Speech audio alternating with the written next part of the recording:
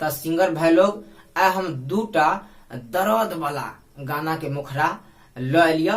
तो सुन पहला दोनों हिंदी गाना के ट्रैक पर। पगली आना गे पगली आना गे हम रखलियो याद तोरा कोना तुए भूल गेल गे।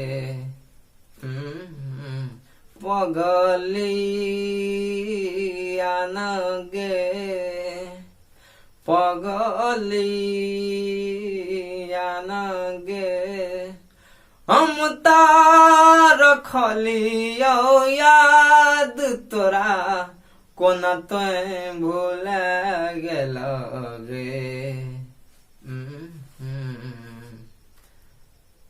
तो दोसर गाना।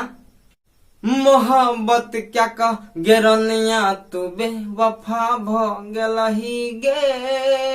मोहब्बत क्या कह गेरनिया तू बेवफा भ गेलही गे।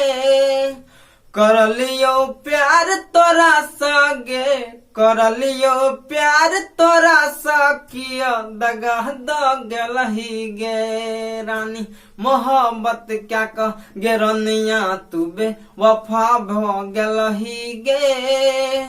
करलियो प्यार तोरा सकिया दगा द गेलही गे। मोहब्बत क्या कह गेरनिया तू बेवफा भ गेलही गे। तो ए दोनों में से जे गाना पसंद आयल वो हमरा से फुल लिखवा के उचित पेमेंट के बाद ल सके छी। नीचा में हमर व्हाट्सएप नंबर देल छै।